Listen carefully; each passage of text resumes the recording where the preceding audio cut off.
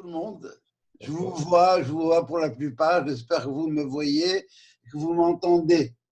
Je voudrais dédier le limoud qu'on va faire ce soir à Elou Nishmat Eliane Batroza, qui est la maman de Gilda Abitbol, la femme de Sylvain, et aussi de Elou Nishmat Moshe Garzon Barhnina. Attends, alors je vais juste vous dire à Gilda un instant. Voilà.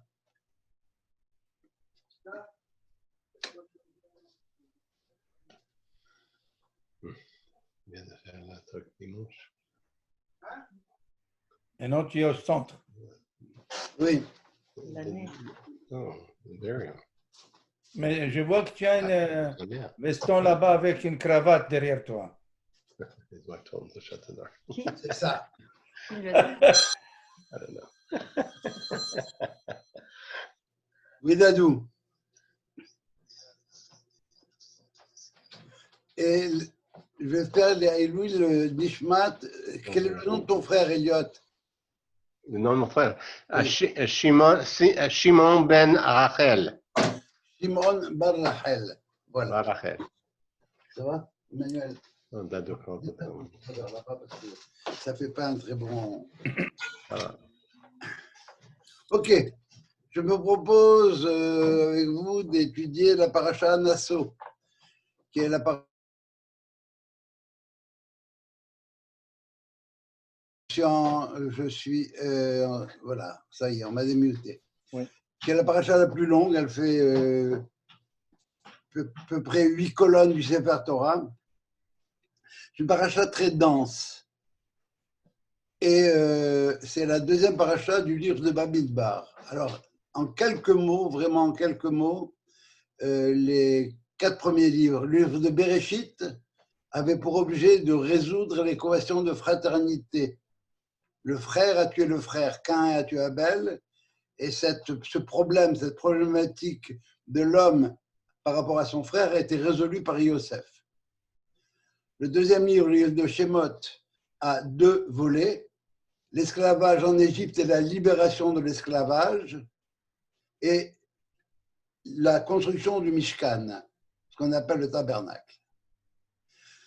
Autrement dit, est-ce que l'homme et Dieu peuvent vivre sur le même territoire? Et la réponse est oui. Ça a été résolu, c'était fait en un point du globe à un moment donné. Qu'est-ce qu'on fait dans ce Mishkan? Comment est-ce qu'on traite toutes les lois, pureté, impureté, sacrifice, etc. C'est dans le livre de Vaïkra, qu'on appelle le Lévitique. Et finalement, on arrive dans le livre de Bamidbar. Alors, le livre de Bamidbar porte un autre nom en hébreu, ça s'appelle Chumash HaPikudim. Chumash HaPikudim, le livre des comptes, du verbe compter, C-O-M-P, hein, faire les comptes, le dénombrement, le livre des dénombrements, et on est aidé en hébreu, si vous voulez, et en français, ça a été traduit par les nombres. Mais Bamidbar, c'est le début du livre de Bamidbar, ce qui s'est passé dans le désert, la traversée du désert. Les Bnei Israël maintenant sont en ordre, ils sont là, ils ont toutes leurs affaires sont prêtes, et ils vont marcher vers Eretz Israël.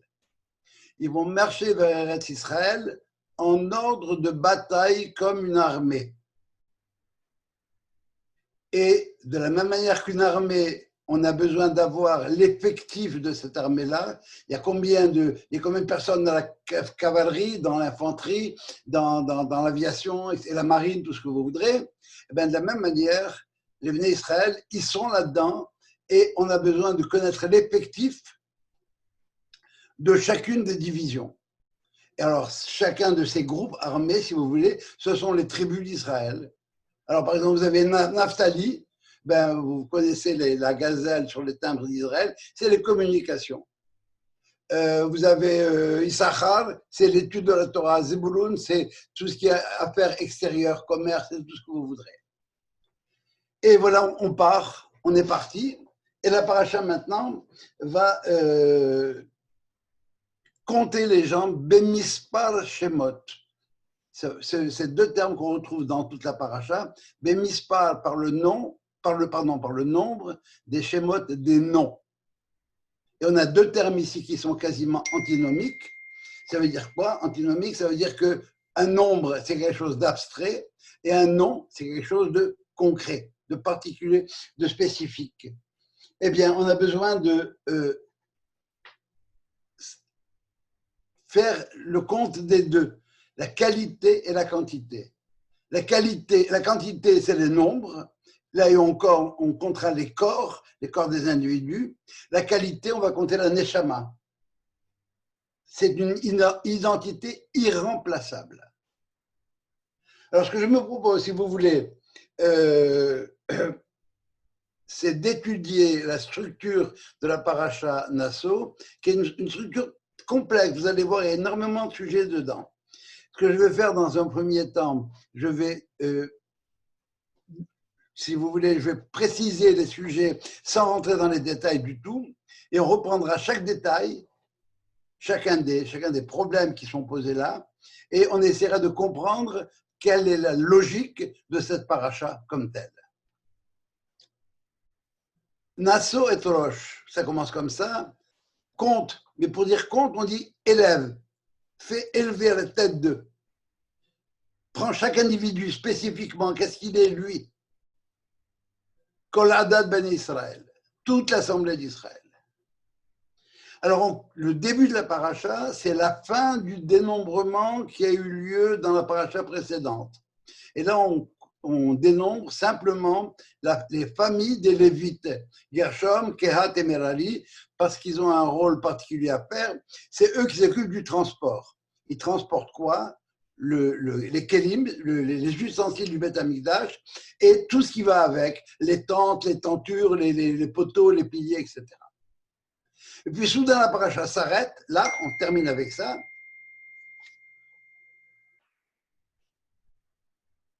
Haïma Benadi me dit que le link ne marche pas. Alors, si quelqu'un peut rejoindre Haïma Benadi et lui dire, voilà. Alors, la paracha commence tout de suite en disant faites sortir du camp, éloignez du camp. Et là, on a 3 types d'éloignement. Toute personne qui a la lèpre, toute personne qui a un écoulement au niveau de ses organes sexuels, et ce n'est pas nécessairement une maladie vénérienne, et finalement toute personne qui aurait été au contact d'un mort. Voilà 3 cas particuliers qu'on doit éjecter du mahané, du camp. Après ça, on a 3 cas particuliers encore, qui sont la personne, le parjure, comment traiter le cas du parjure, on verra ce que c'est, la sota, la femme qui est soupçonnée d'adultère à tort ou à raison, qu'on appelle en français l'ordali, O-R-D-A-L-I-E, et le nazir, celui qui veut faire un vœu de naziréat comme tel. Cette série de 6 cas particuliers culmine avec Birkat Kohanim. On voit tous les Shabbatot à la synagogue, quand Jules Cohen vient, et finalement, on a un chapitre excessivement long, 89 versets, qui nous racontent tout ce que les Lévi'im, tout ce que les chefs de tribu, tout ce que les chefs de tribu, les Nessim, ont apporté pour participer à l'inauguration du tabernacle. Alors, ceux qui sont habitués, si vous voulez, à la lecture de la Torah, on se demande qu'est-ce qu'elle vient faire, cette paracha, ici. Et Rachid commence à nous dire, cette paracha, elle a été dite le jour de l'inauguration du Mishkan, le premier Tishri, le premier Nissan, ça fait le mois dernier.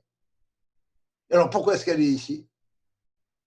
Eh bien, elle est ici parce que Israël maintenant va rentrer chez lui et va être confronté à des problèmes d'individus. Comment est-ce que chaque individu, une fois qu'il sera en Israël, va travailler? Quels problèmes on va rencontrer et comment sortir de ces problèmes-là? Comment faire en sorte de traiter, de gérer ce genre de problème? Je donne tout de suite 2 exemples. Le nazir et la sota, sont deux exemples complètement opposés. La sota, apparemment, elle n'a pas fait ce qu'il fallait faire au niveau charnel. Le nazir, il veut devenir un grand prêtre. Alors la Torah nous dit, attention là, quand on va arriver en Israël, on a un objectif. C'est réconcilier le ciel et la terre, si j'ose dire. C'est faire en sorte de pratiquer la sainteté dans le monde de la matérialité, dans le monde matériel. Alors, faites bien attention aux excès. Le nazir, il pêche par excès du côté de la spiritualité, et la sota, elle pêche par excès du côté de la matérialité. Il faut faire l'équilibre entre les deux. Insérer le Kodesh dans le Chol, la rencontre entre la sainteté et la vie terrestre. Comment régler ces problèmes? Alors, si vous voulez bien maintenant, on va passer aux détails de ce genre de choses. Le renvoi des camps. Alors, voilà ce que nous dit le texte.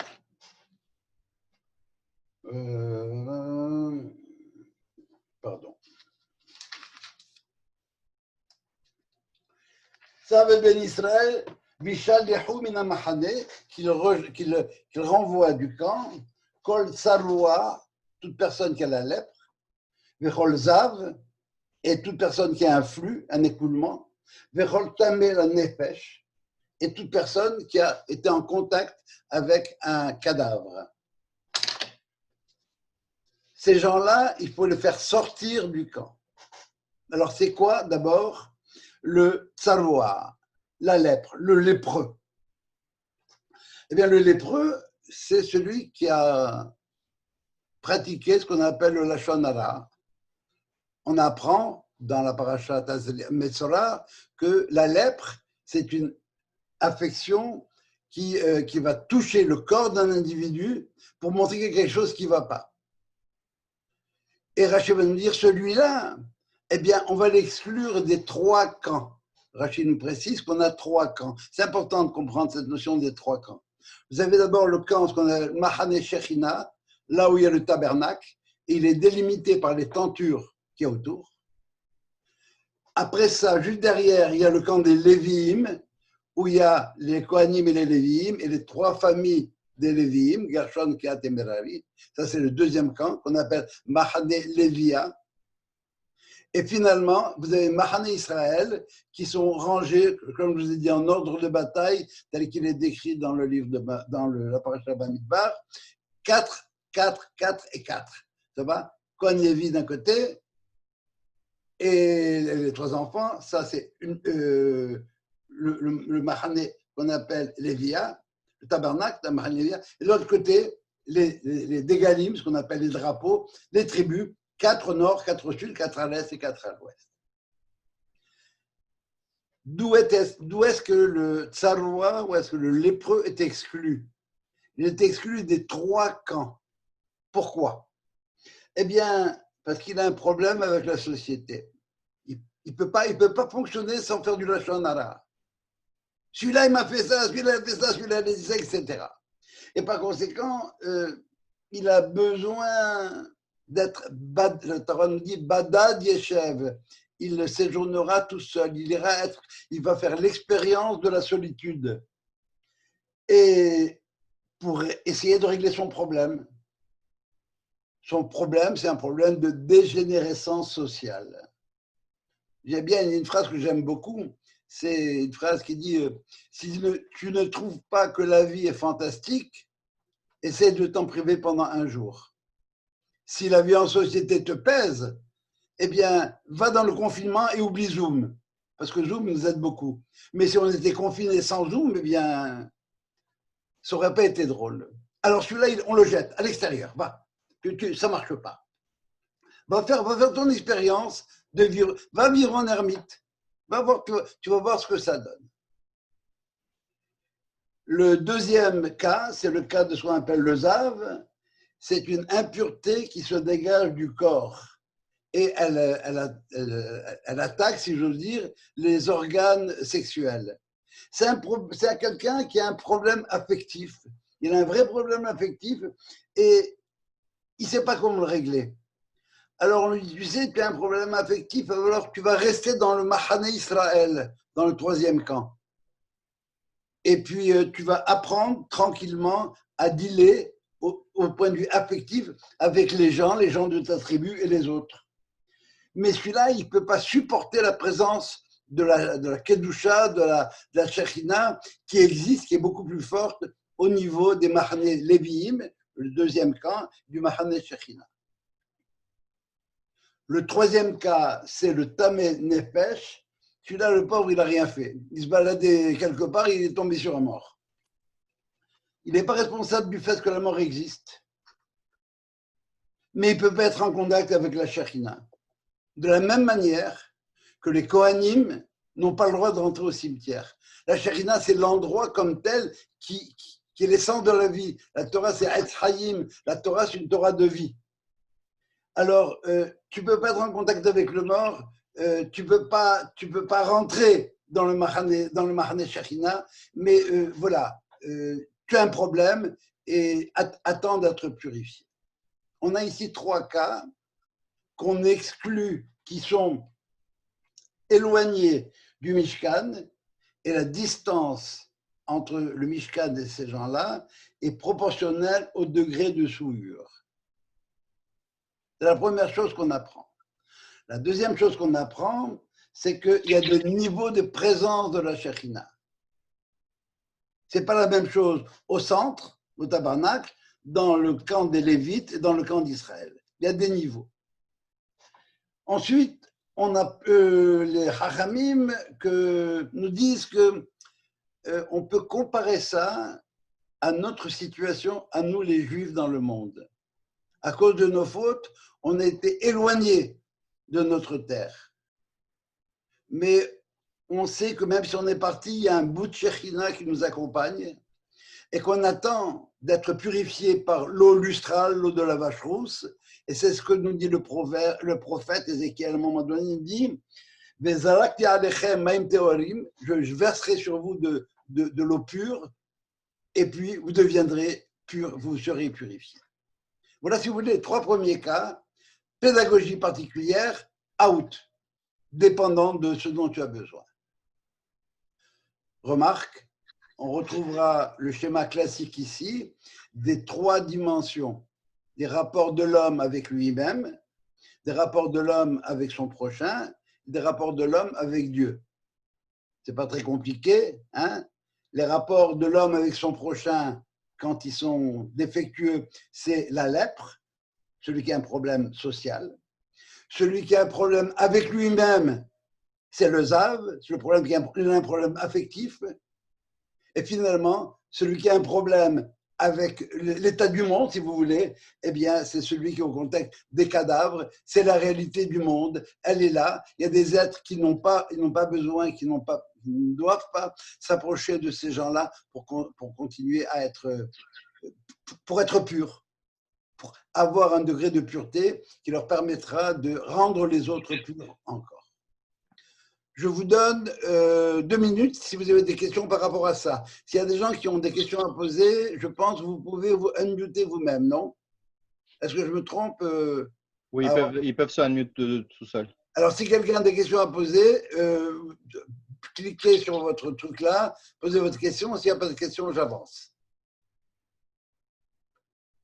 C'est bien, il n'y a pas de questions, donc c'était très clair. Il va. C'est bon? Next. Ensuite, la pédagogie, si vous voulez, de récupération de ces gens-là, eh bien, on la connaît. Voilà, on les a éloignés.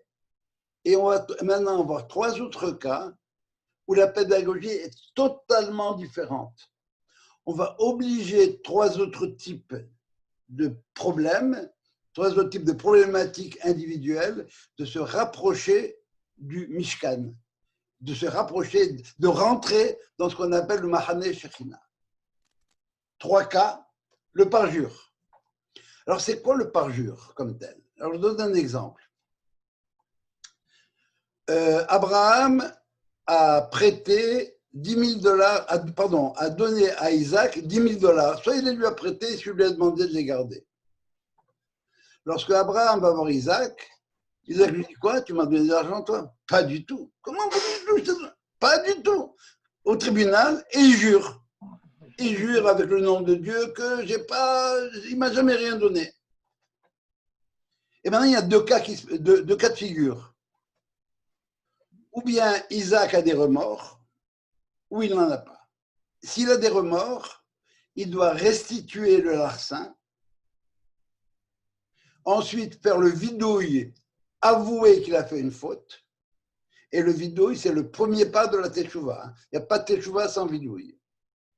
Ensuite, ajouter 1/5 du larcin. S'il lui a prêté $10,000 ou il a pris $10,000, eh bien, il rajoutera $2,000. Et apporter un sacrifice qu'on appelle Hacham Gezelot. Et maintenant, s'il ne reconnaît pas son larcin, mais il y a deux témoins qui viennent au Badi, ils disent non, non, je l'ai vu quand il les lui a donnés, j'étais présent. Combien il faut qu'il paye? Le larcin simplement. Pas de 5e en plus et pas de capara en plus. Ce qui montre, si vous voulez, que le fait d'ajouter 1/5 de la valeur et d'apporter un sacrifice, eh bien, ça fait partie de l'expiation. L'autre, il va s'arranger avec le bon Dieu. Il n'y a pas de problème.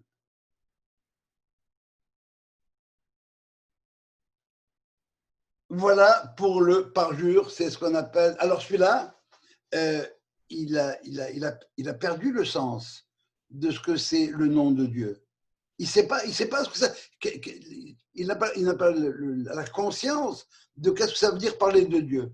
Alors on a même le confronte l'endroit où la Shekhinah est le plus fort. Il rentre dans le Beth Amikdash. Et puis à ce moment-là, ben bon, il a eu un éclair, il a une révélation, et puis il dit oui, là vraiment j'ai fait une grosse blague. J'arrête.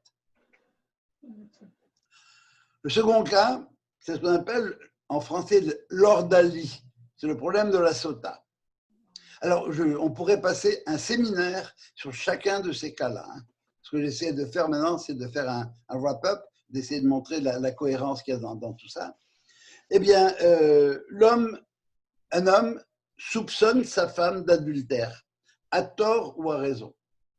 Il la prévient, je ne veux plus que tu fréquentes monsieur X. Mais madame décide quand même que monsieur X est un très bon copain ou autre chose, et elle s'isole avec lui. Est-ce qu'elle s'isole dans le salon ou dans la chambre à coucher? On ne sait pas. On ne sait pas. Mais le mari, à ce moment-là, bon, alors il faut qu'il règle son problème. Et puis, il va chez le Cohen. Il amène sa femme chez le Cohen. Et là, qu'est-ce qui se passe? C'est qu'il apporte une offrande. Alors, je ne rentre pas dans tous les détails, vous les lirez dans la paracha, Shabbat. Il apporte une offrande.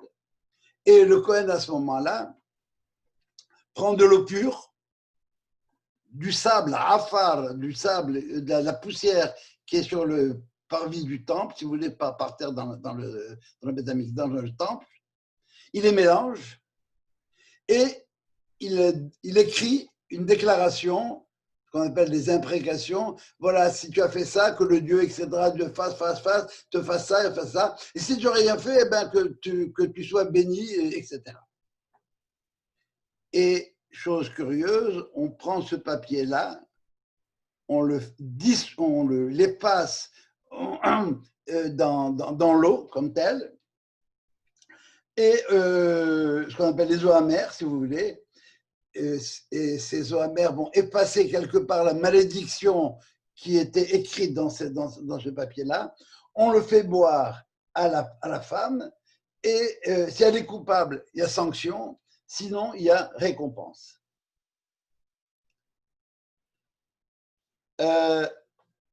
Quelques remarques. Premièrement, ça ne marche pas si le mari n'est pas propre de toute méconduite. Numéro 1. Il faut que le mari soit hyper cachère pour que ça puisse marcher. Deuxièmement, ça a été aboli à la période du deuxième temple, ça ne marchait pas tellement. Troisièmement, sur le mot Afar, c'est intéressant ce mot Afar, il y a des midrashim qui disent que c'est quoi sur Afar? Eh bien, sur Afar, c'est la poussière, bien sûr, dont l'homme a été créé. Mais c'est en même temps un clin d'œil à Abraham qui a dit Ve'anochi afar va'efer. Moi, je ne suis que poussière et cendre. Alors, la poussière à laquelle on fait référence, c'est celle-là. Si la femme n'est pas coupable, alors elle va dans le sens d'Abraham Abinu, elle va dans ce sens-là. Et elle poursuit le même trajet qu'Abraham Abinu. Et puis, si elle est coupable, eh bien, ça veut dire qu'elle est tombée, si vous voulez, trop du côté de la matérialité, comme je le dis tout à l'heure. Mais ce qu'il y a d'extraordinaire dans cette procédure, c'est qu'on a effacé le nom de Dieu. On a effacé ce qu'il y avait écrit dans le papier dans de l'eau. Pourquoi est-ce qu'on l'a effacé? Parce qu'il n'y avait pas de Shalom Bayit. Ce qui garantit la paix dans le monde, c'est l'union de ces 4 lettres-là, des 4 lettres du Shem Havaya Yud Ke Vav Ke. Or, et c'est ça ce qui garantit l'harmonie du monde, si vous voulez. Quand ça ne marche pas, par exemple, avec Amalek, on dit qu'il y a dans le Kes Ya, la main sur le trône de Ya. Le nom de Dieu, c'est Yudé, mais il manque le Vavé. Le nom n'est pas complet, il n'y a pas de Shalom, ça ne marche pas.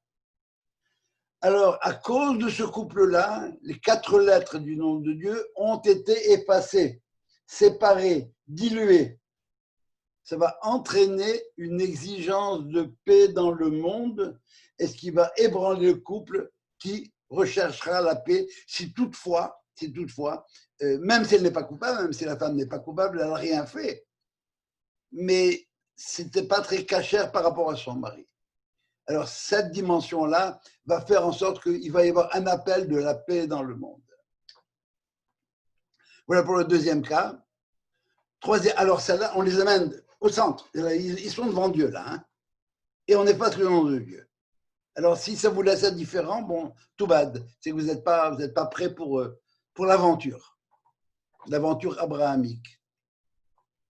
Et finalement, le nazir, c'est celui qui ressent le besoin d'une expérience de spiritualité intense. Il veut expérimenter la sainteté de très près, un peu comme le Kohen Gadol. Il ne boit pas de vin, il ne se coupe pas les cheveux, il n'est pas en contact des morts. Son ascétisme est limité dans le temps. En général, c'est 1 mois. Et à la fin, il devra boire du vin, se couper les cheveux, et apporter un sacrifice d'expiation. Pourquoi? Bien parce qu'en fin de compte, il s'est coupé de la société. Et là aussi, on a 2 cas. Ou bien, ce nazir-là, c'était une exigence. Il ne pouvait pas fonctionner. Il avait besoin de plus de spiritualité. Alors à ce moment-là, très bien. Alors on va l'amener. Il a fait une erreur. Il a reconnu son erreur. Il va apporter son sacrifice au temple. Et puis là, il va être en contact, très en contact avec la divinité, la sainteté, etc.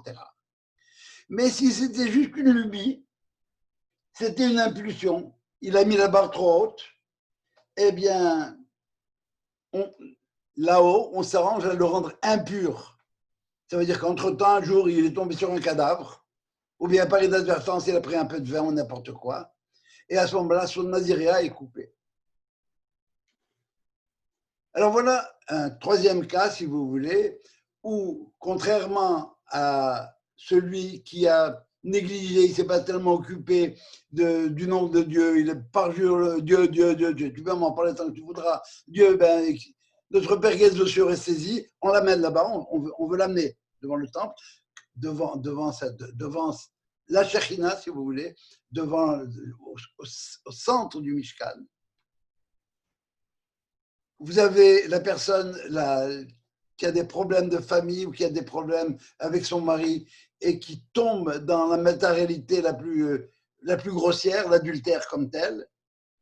Et puis, ça veut dire qu'il n'y a que le matériel qui compte. Et pour le nazir, il n'y a que le spirituel qui compte. Et tous ces cas-là sont des cas qu'il faut éviter. On n'est pas en Israël pour séparer l'Église de l'État, même s'ils sont séparés, mais il doit y avoir un lien entre ces 3 choses-là, entre l'Église et l'État. Ici aussi, vous avez remarqué qu'il y a 3 niveaux. Ça va? Le nazir, c'est lui par rapport à lui-même. il a un problème de, il a un problème il a envie de sainteté, il a envie de planer dans les hautes sphères. La sota, c'est les rapports entre l'homme et son prochain dans le couple. Et le parjure, eh ben, c'est ses rapports avec Dieu. Dieu, je m'en fous. Et on retrouve ici encore une fois les trois niveaux. Ben Adam la Makom, Ben Adam la Havero, Ben Adam la Makom.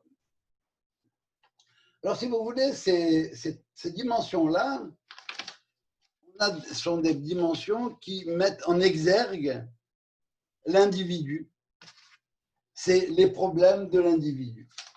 Comment est-ce qu'on les règle?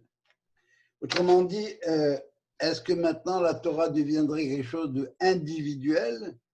Je ne m'occupe que de moi-même et seulement de moi. Im en anili mili. Si moi je ne suis pas pour moi, personne qui le fera à ma place. Mais n'oublie pas une chose, c'est qu'il y a derrière ça, c'est que si tu es seulement pour toi, eh bien, tu ne sers pas à grand-chose. Tu ne sers qu'à faire ce qu'on te demande de faire. L'image que j'aime bien donner, c'est l'ouvrier dans une chaîne de montage. Il passe son temps à serrer des boulons. S'il ne serre pas les boulons, le moteur ne tiendra pas. Mais s'il ne fait que serrer des boulons, il n'y aura pas de moteur non plus. Et par conséquent, il faut récapituler tout ça dans ce qui va suivre par la suite. C'est ce qu'on appellera la Birkat Kohanim, la Belacha des Kohanim. Alors Rashi va nous dire la chose suivante. Cette paracha-là, le Birkat Kohanim, on l'a déjà trouvé au moment de l'inauguration du temple, le mois dernier, le premier Nissan. Le texte va nous dire Vaïssa Aaron et Yada, Vaïbarechem. Aaron a levé les mains et il les a bénis. Vous voyez maintenant d'où ça vient le fait de Kohanim avec leurs mains qui sont comme ça. Pourquoi cela? Eh bien, pour rattacher l'individu à la société. Moi, le Kohen, je bénis chaque individu en tant qu'il fait partie du clan d'Israël. Voilà la première dimension, si vous voulez. Qu'est-ce que vient faire Birkat Kohanim ici?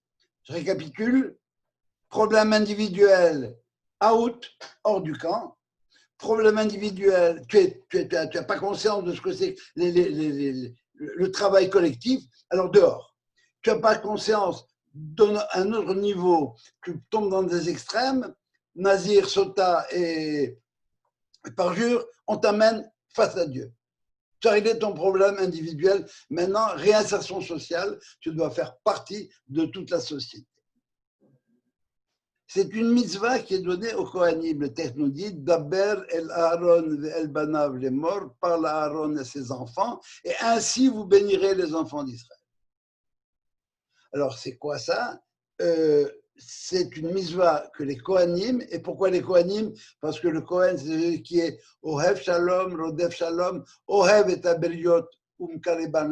C'est quelqu'un qui aime, il aime les Juifs, il aime tous les Juifs, même ceux qui sont loin. Il faut les ramener près de la Torah. C'est une mitzvah qui est donnée au Kohen et en même temps, c'est une mitzvah qui est donnée au Kohen et au Kahal. J'ai, moi, en tant qu'individu, un devoir, je répète bien, un devoir d'écouter le Kohen quand il fait Birkat Kohanim. Et pendant que je fais Birkat Kohanim, chaque mot qu'il dit, Yebarechecha, eh bien, il y a dans les livres, on va trouver des choses qui vont nous dire tu as un verset que tu peux toi dire toi. Pourquoi? Parce que dans que le Kohen va dire dans Yebarechecha, que Dieu, qu'il te bénisse, eh bien, pour moi, cette notion de bénédiction va être élargie. Je vais l'élargir à travers différents versets dont je suis censé connaître la signification et pour ne pas se limiter simplement à ce mot-là, Yebarecher.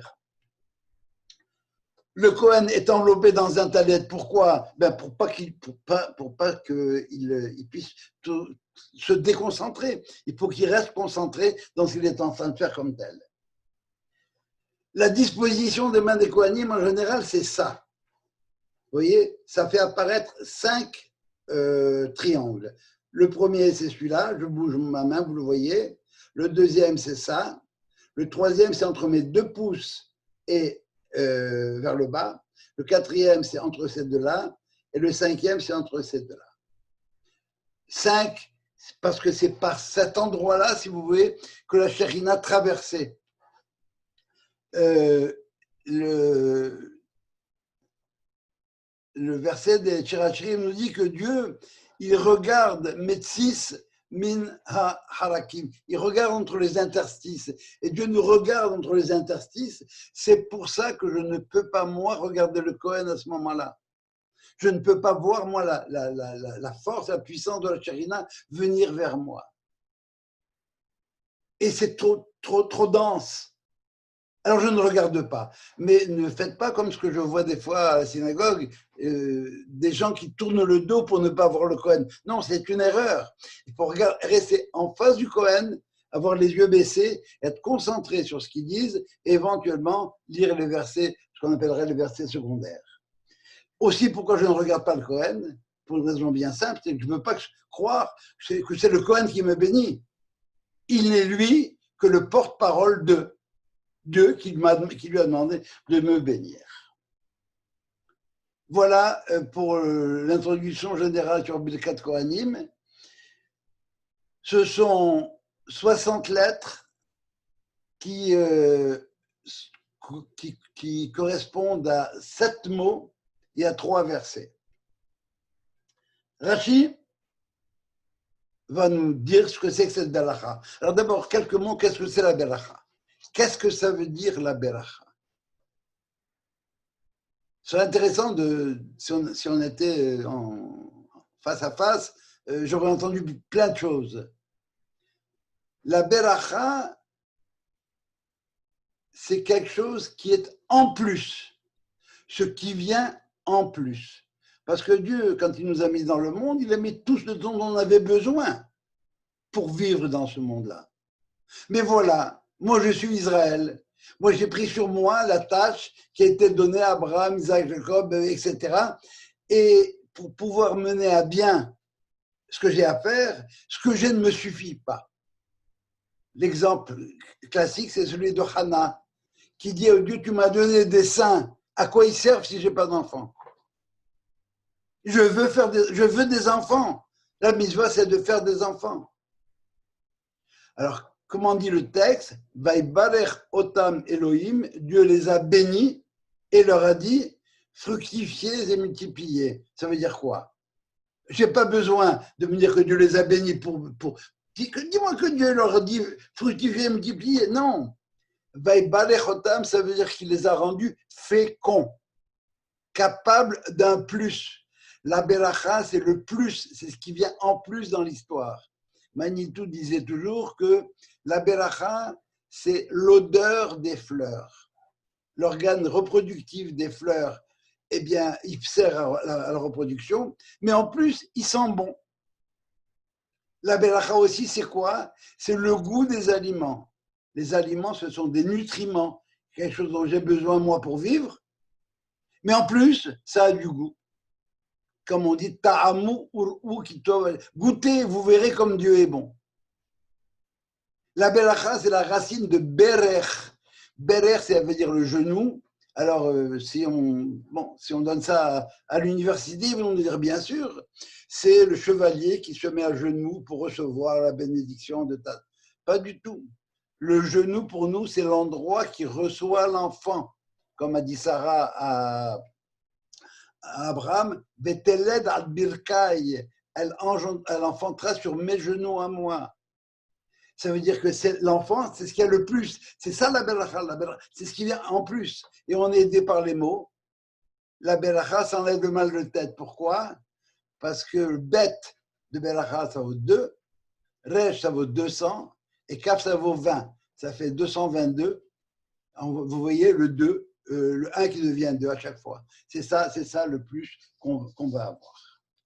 Ça va? Voilà ce que je vous dis. En gros, on pourrait parler des heures simplement sur l'introduction du Birkat Kohanim, mais je vois que le temps passe et j'ai envie de traverser avec vous Birkat Kohanim. Première phrase, c'est Yebarechecha, Hashem veishmerecha. Traduction, Yebarechecha, qu'il te bénisse. Le sujet vient après Hashem, Dieu, veishmerecha, et qu'il te garde. Ça veut dire quoi qu'il te garde? Eh bien, Rashi va nous dire qu'est-ce que ça veut dire qu'il te bénisse, Yebarechecha, qu'il te donne, qu'il bénisse ton portefeuille, qu'il bénisse, que ta fortune soit bénie. Ça veut dire que j'ai besoin, c'est une beracha matérielle. Et qu'il te protège. Qu'il te protège de quoi? Bien d'abord des bandits qui peuvent venir te la prendre. Et ensuite de toi-même. Parce que tu viens de gagner 10 millions à la loterie et soudain tu te prends pour un autre. L'orgueil, la condescendance par rapport aux autres, l'assurance des riches, la suffisance. Comme dit le verset, Vaishman, Yeshurun, Veibaat. Yeshurun s'est engraissé et il a commencé à regimber, il s'est énervé contre tout le monde. Exemple, les grandes civilisations, elles ont eu des moments des moments d'apogée énormes. Elles n'ont pas su le maintenir. Pourquoi? À cause des différents problèmes qu'il peut y avoir. Il faut préserver et la fortune et les méfaits de la fortune. Fais en sorte que ce que tu as gagné comme argent, eh bien, tu t'en serves pour les bonnes causes. Qu'il te protège afin que tu utilises cet argent-là pour des mitzvot. Dans le début de Devarim, il y a écrit les différentes étapes des Israël. Il y en a une qu'on appelle Vedi Zahav. Et Rachid nous dit, mais on a passé toute la géographie d'Israël, il n'y a pas Vedi Zahav, ça n'existe pas. Mais Vedi Zahav, ça peut être dû en même temps Vedai Zahav, beaucoup d'argent, beaucoup d'or. Et c'est ce qui explique, parce qu'ils avaient beaucoup d'or, eh bien, qu'est-ce qu'ils ont fait? Ils ont fait le veau d'or avec ce beaucoup d'or. Voilà la première série, si vous voulez. Première 3 lettres. Yebalecha, Hashem Eshvelecha. 3 mots pour les biens matériels. On a besoin de manger, on a besoin de se vêtir, on a besoin d'une maison. 3 besoins essentiels pour la vie de l'individu au niveau matériel. Et que ce soit abondant. Qu'il y ait la belacha dedans, ça veut dire qu'il y ait beaucoup. By the way, quand un enfant a un renvoi, qu'est-ce qu'on dit? Bracha. C'est en trop, mais que ce soit bon pour toi, comme tel. La deuxième série, c'est 5 mots. C'est Yaher, qui est de la lumière, Panav, son visage, Elecha, vers toi, Yaher Hashem, Panav, Elecha, 4e mot, Vichoneka, et qu'il te soit gracieux. On va voir de quoi il s'agit à chaque fois. Rashi, ça veut dire Yaher, qui met de la lumière dans toi, ça veut dire Ir elecha panim sochakot, panim tserubot, qu'il te fasse voir une face souriante, rayonnante. Et le Midrash va ajouter qu'il te prête de la lumière de la Torah, qu'il te permette d'accéder à la lumière de la Torah. Il s'agit du Meor, de la lumière de la Torah, de ce qu'on appelle le Meor Torah, parce qu'on sait que Kiner Mitzvah, la Mitzvah c'est un récipient, mais Torah Or, la Torah c'est la lumière. Effectivement, la lumière, c'est ce qui illumine, c'est ce qui nous permet de voir clair. Eh bien, la Torah nous permet de voir clair dans des choses qui échappent à bien du monde. Que tu sois à même de percevoir la sagesse de la Torah afin de comprendre l'objet de la création. Et que dégager des préoccupations matérielles garanties dans les 3 premiers mots qu'on a eus, eh bien, tu puisses t'attacher au tikkun olam. Et là, je m'arrête une seconde, parce que la semaine dernière, en réfléchissant, je crois avoir trouvé une définition qui me plaît beaucoup, très modestement dit-il, du mot tikkun olam. En général, on traduit par une mise au point, une réparation. Non, le mot tikkun olam, c'est la réalisation du monde. Quand je dis réalisation, ça veut dire réalisation du projet de Dieu pour le monde. Et c'est ça, travailler pour le Tikkun Olam, faire en sorte que ce pourquoi on était créé, ce pourquoi le monde a été créé, puisse aboutir. C'est ça, Tikkun Olam. Que tu aies des enfants, qui soient des enfants, Talmidei Chachamim va nous dire le Midrash Tanhuma. Il s'agit d'une bénédiction, naturellement, au niveau spirituel. Ya'er Hashem Panav, c'est là, Elecha vers toi. Alors, Rashi va nous dire Vihunneka, et qu'il te soit gracieux. Ya'er Hashem Panav, Elecha, d'abord, je remarquais, c'est un terme disjonctif. Et après ça, on a et qu'il te soit gracieux. Elecha, virgule, et qu'il te soit gracieux. Rachel va nous dire que tu trouves grâce aux yeux des autres. Ça veut dire que je peux avoir toute la fortune du monde, je peux avoir toute la connaissance du monde. Si autour de moi, on me regarde, on dit, tu veux ce mec-là pour qui il se prend? Enfin, je ne sois pas accepté par les gens, que les gens ne m'aiment pas.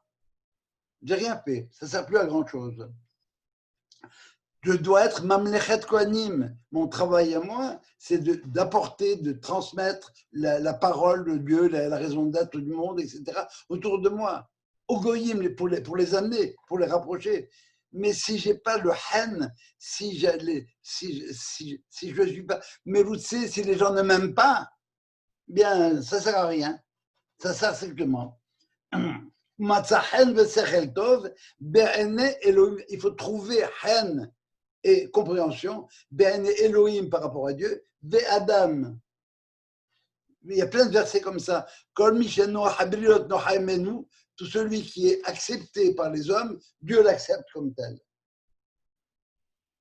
Voilà, si vous voulez,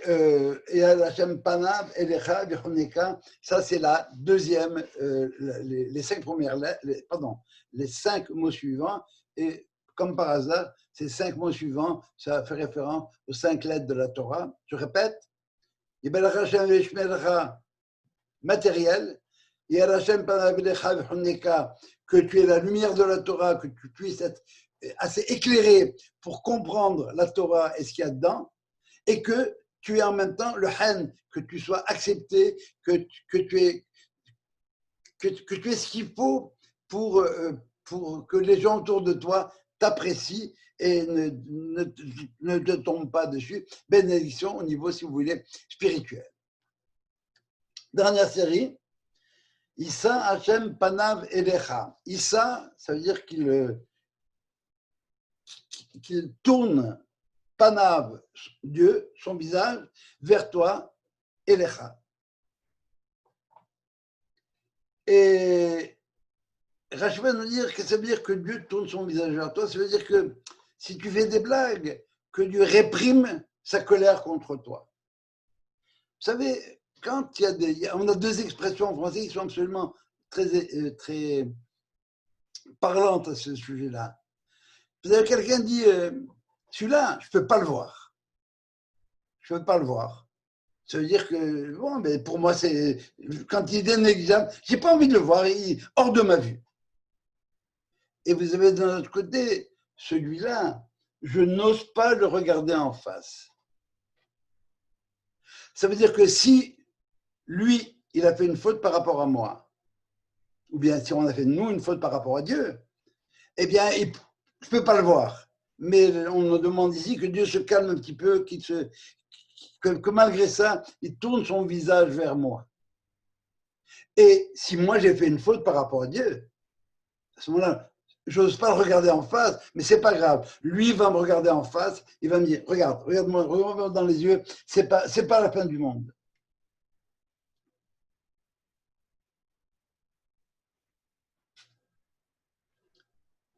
Que tu puisses atteindre à ce moment-là un degré d'intimité avec Dieu, un degré de proximité avec Dieu. S'il me regarde et que je peux le regarder, s'il tourne son visage vers moi et que je peux le regarder, alors c'est déjà quelque chose de magnifique. Ça veut dire que bon, d'abord on n'est pas fâché et puis on est en contact.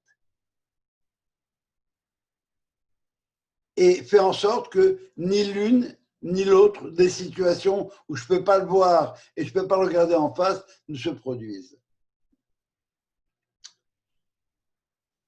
Issa Hashem Panav Elecha, que Dieu tourne son visage vers toi.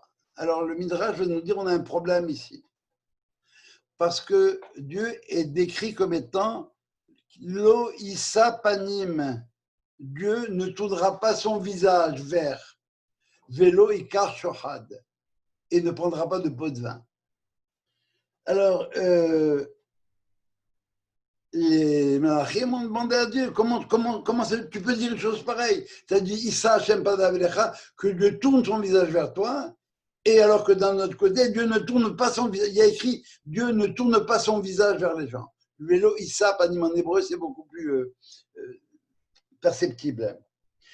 Plusieurs réponses sont données. C'est que il pardonne, Dieu va pardonner les fautes que j'ai faites par rapport à lui. C'est ce que nous a dit Rashi, qui ne se mettent pas en colère contre moi.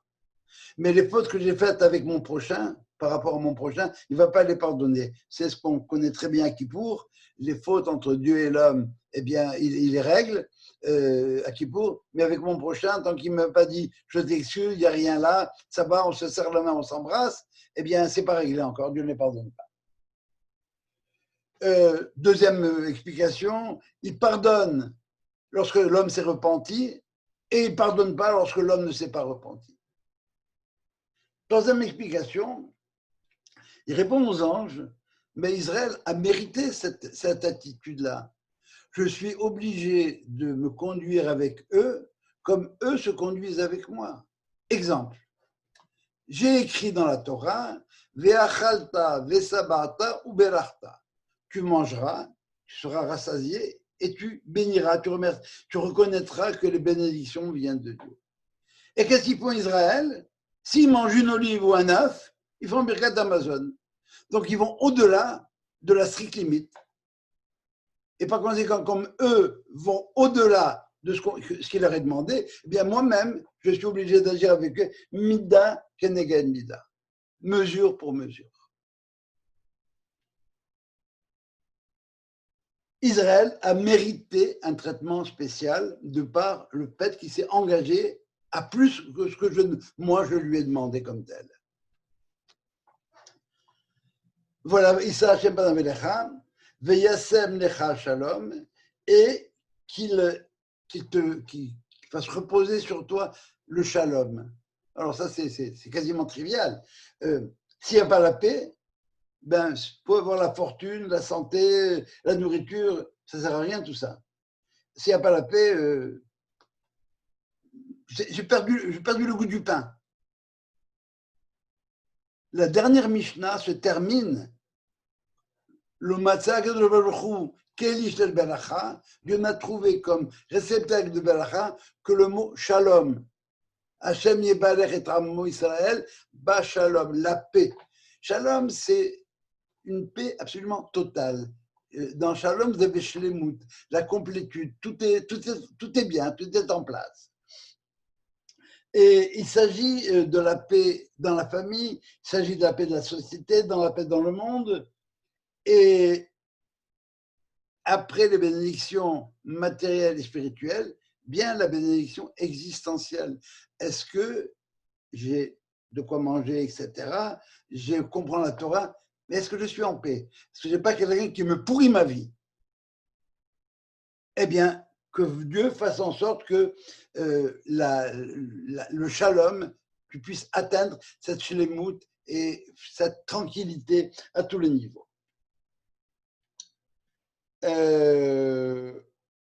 Dernière chose sur Birkat Kohanim, si vous prenez votre Patach Eliyahu, vous regarderez que à l'intérieur de Birkat Kohanim, il y a ce qu'on appelle des versets qui permettent de se dégager d'un mauvais rêve.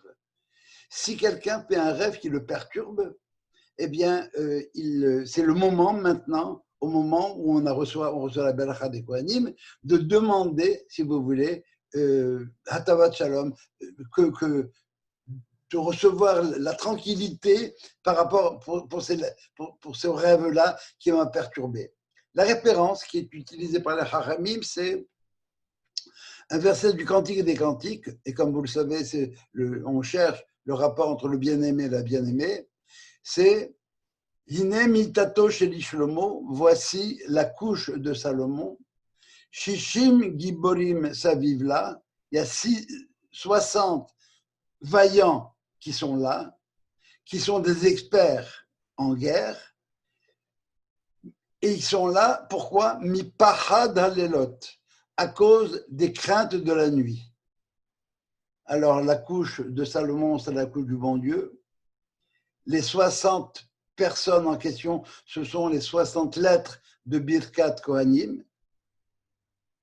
Et à cause de quoi? Des craintes de la nuit. C'est un moment de Beracha. Alors concentre-toi, demande de l'aide, de façon que ce qui t'a perturbé pendant ton sommeil, qui va probablement te foutre en l'air ta journée, eh bien que ces choses-là se remettent en place plus tranquillement. Voilà, voilà, si vous voulez, très, très brièvement, bien sûr, le sens de ces 3 niveaux, matériel, spirituel et j'appellerais existentiel.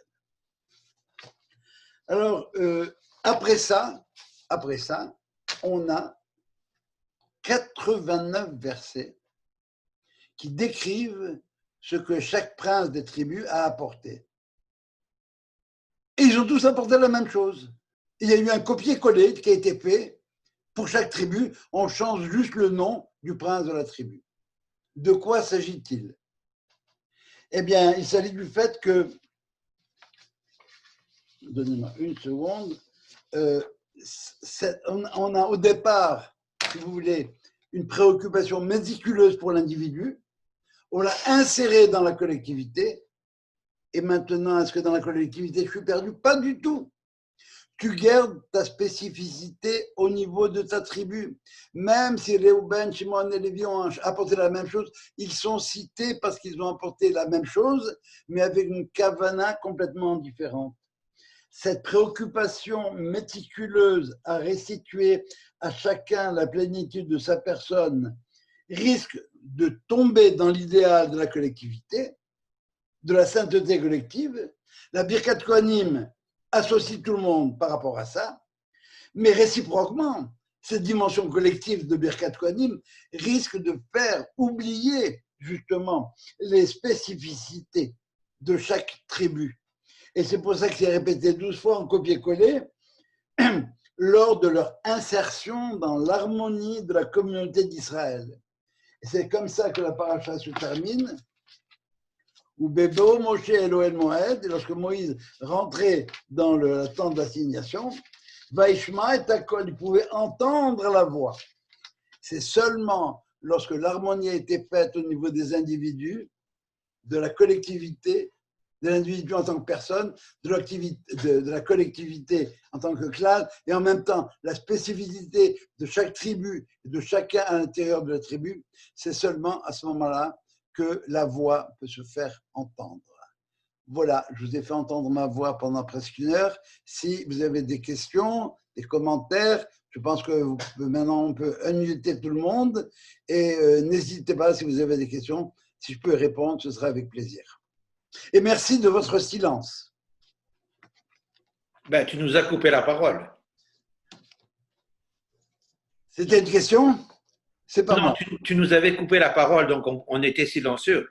Oui, non. Oui, question? Moi, je pensais que le mot tikkun, c'était réparer. Faire un tikkun, c'est… Encore une fois. Oui, j'ai compris la réalisation dont tu as parlé. Mais depuis l'origine, j'ai toujours cru que tikkun, c'était réparer. Alors maintenant, tu sais que ça veut dire autre chose. Ça veut dire réaliser le projet. Tikkun Olam.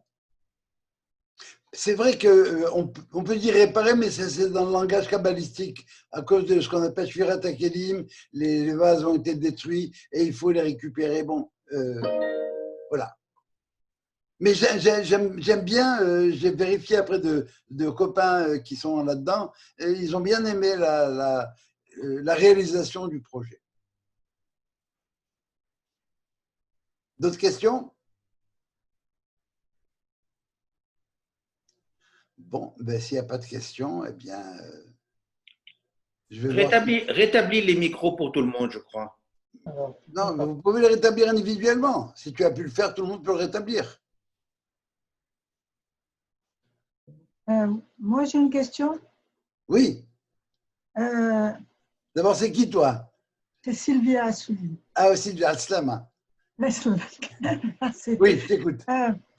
pourquoi choisir le mot réalisation quand l'étaken, tikkun vient du verbe l'étaken qui veut dire justement réparation? Pourquoi avoir choisi ce Alors, d'abord, verbe-là? le taken ne veut pas dire seulement réparation, ça peut dire mise au point. Tu vois, ce qu'on appelle le tikkun sofrim. Le tikkun sofrim, ça veut dire l'agencement dans le détail des sofrim. Et qu'est-ce que c'est qu'il y a derrière l'idée de tikkun olam? C'est amener le monde là où il doit être. Par conséquent, la réalisation du projet pour le monde. C'est ça, travailler pour le tikkun olam. Tout ce qu'on fait, c'est ça. On travaille pour la réalisation du projet. Quand on dit Lolanu Hashem, Lolanu, c'est pas pour nous, c'est pour ton nom. C'est ton nom, ça veut dire quoi ton nom? C'est ton projet. Alors, le Taken Olam, c'est ça. Ça veut dire travailler pour la réalisation du projet. Mais vous n'êtes pas obligé de l'accepter, hein, mais je pense que l'idée est intéressante. Quoi.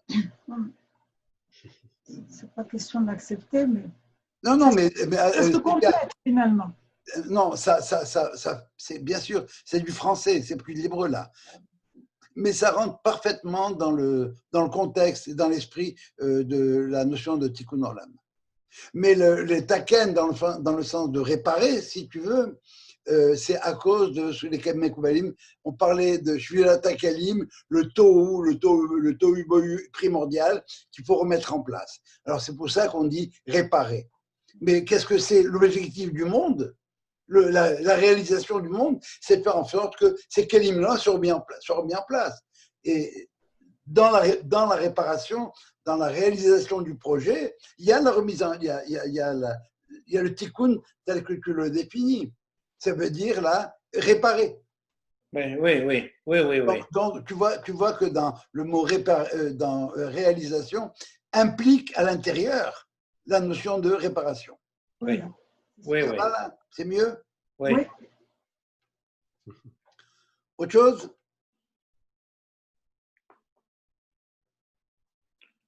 Bon. Alors, s'il n'y a pas d'autres questions, je vais aller voir ce que Dolly a préparé à souper. Bonjour à Dolly. Et je vais vous remercier pour votre présence, votre patience. Et puis, j'espère que c'était clair. Merci beaucoup. Oui, merci, c'était très très bien. C'est une paracha difficile. C'est une paracha difficile. Mais ce qui était important de mettre en œuvre, c'était, si vous voulez, toute la logique. On va vers Israël. Il faut compter les gens. Est-ce qu'il y a un nombre minimum? Est-ce qu'on a l'effectif minimal pour pouvoir fonctionner? Oui, très bien. Alors, on va en rendre bataille et on a des problèmes. Comment on les règle? Au niveau individuel, en autant que cette individualité ne soit pas détachée de la collectivité. Voilà.